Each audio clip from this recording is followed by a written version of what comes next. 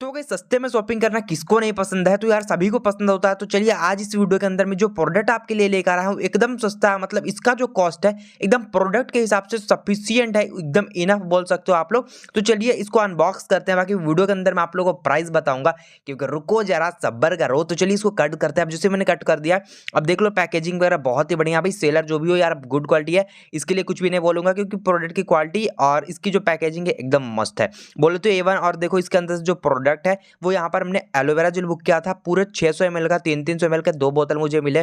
और खास बात मुझे ये लगी कि यहाँ पर ये पंप वाला बोतल है, जो कि यूज़ करने में बहुत ही ईजी होता है। अब मुझे इसको एलोवेरा जेल की जो क्वालिटी है, मतलब थिकनेस है, वो भी एकदम अच्छी है। और इंग्रेडिएंट की बात करें तो यहाँ पर आप मॉइस्चर वगैरह, मतलब कि रात को अगर आप इसको यूज़ करते हो तो भी बढ़िया।